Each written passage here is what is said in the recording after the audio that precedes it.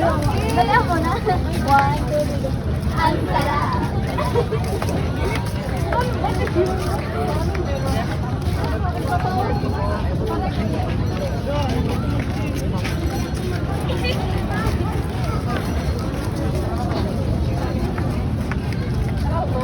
Or Filipina. She's a female adult Philippine crocodile or freshwater crocodile, which is about 15 years old. She's now sexually matured and ready for the breeding season. So right now, don't tell anyone, she's still virgin crocodile. Never been kissed, never been touched, maybe next year.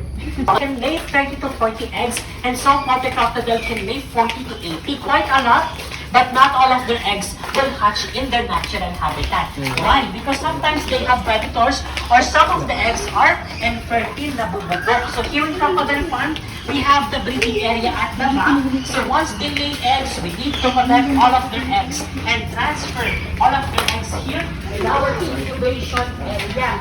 So we incubate all of their eggs for us to reach the 80 to 90% of the batch of the eggs will hatch.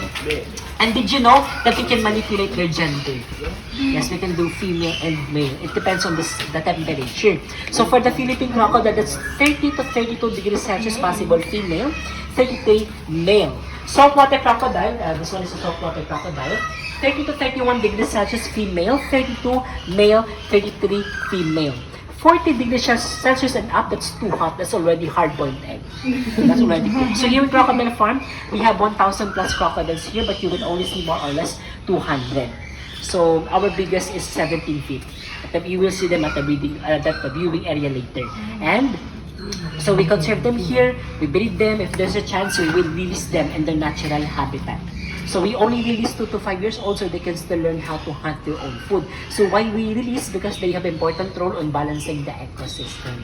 And if you want to have your own crocodile farm here in the Philippines, this is the only place where you can buy your breeder stocks of saltwater crocodile. You will not kill them, not to be killed or to be butchered.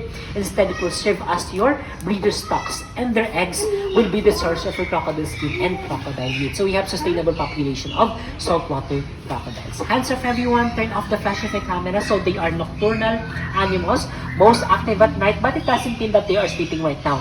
So they are awake like steady like stuffed, so don't expect them to move. But sometimes they're fighting. We'll stay here for 2 to 3 minutes, observe silence inside, and let's begin the elimination round. Welcome to Jurassic Park. So if you come here, once a week only, that's chicken, pork, fish, beef, only small chunks for them to swallow it easily because crocodiles, they cannot chew their food, they just swallow it.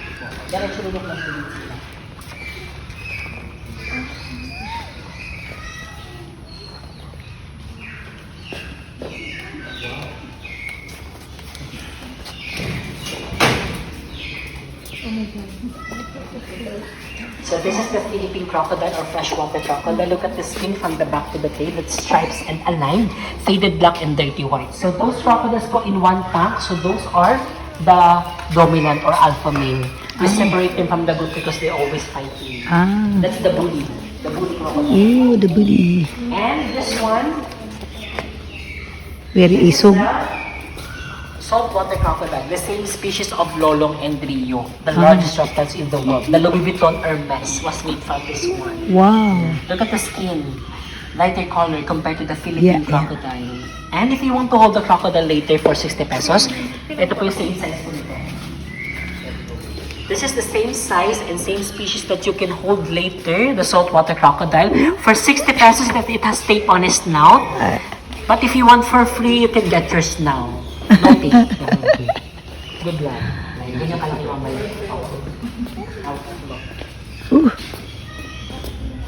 So this place was established in 1987 by the Japanese government. Ayan po, JICA, Japan International Cooperation Agency. This is the very first crocodile farm in the Philippines. In 1994, when the Philippine government 100% take over, 100% by the DNR.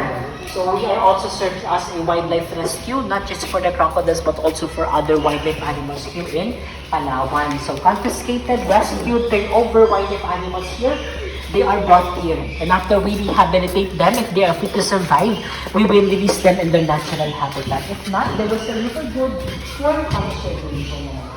Ooh, still small.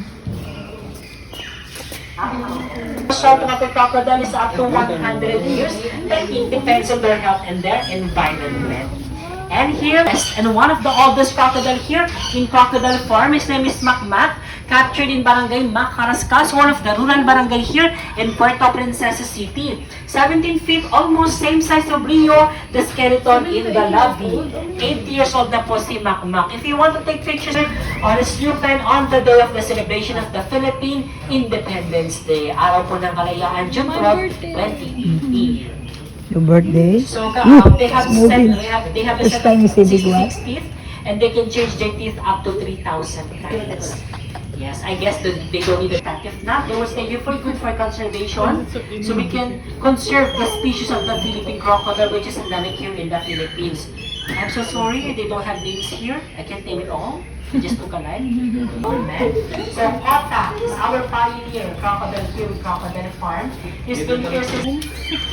So Kota is from the breeding area last year. He was transferred here because he is now alpha male or dominant. So he attacked and killed other crocodile in the breeding area. But to clarify, that's their normal behavior because in their natural habitat, the distance of big crocodile like this one is 1 kilometer away from each port. You want sample?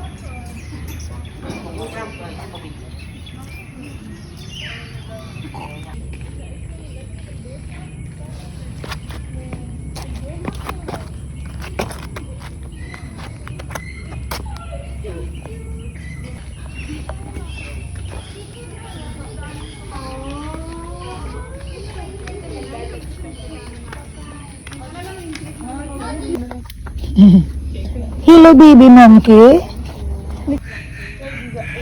Ay, nay uod yung ikuha. Dahil ka na siguro. Kana mga uod yung ikuha. Wala. Bro got big balls. Where's the itlog, bro? Uy, clear for the hands.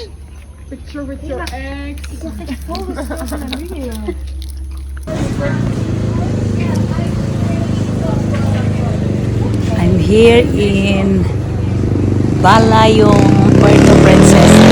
I look after the girls.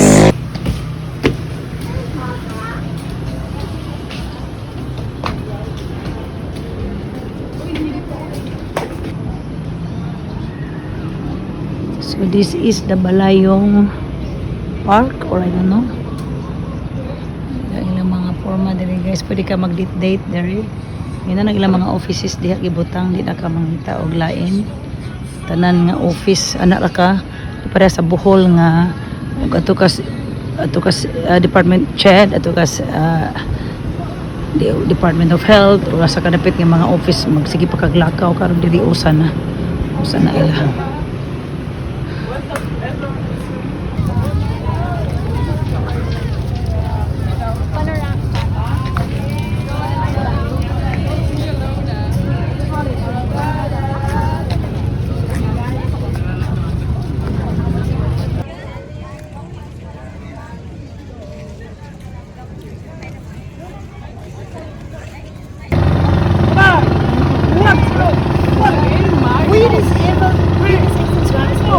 Ay, maragbuot sila.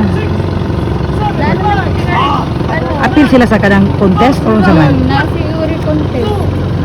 Palau ay Puerto team. Puerto Team. Sa palaro mabansa o sa man? Sa local festival.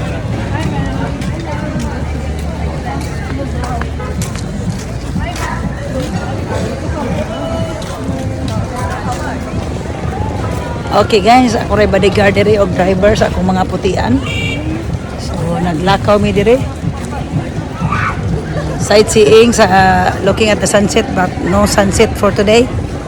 It's very cloudy. See you guys in our next video.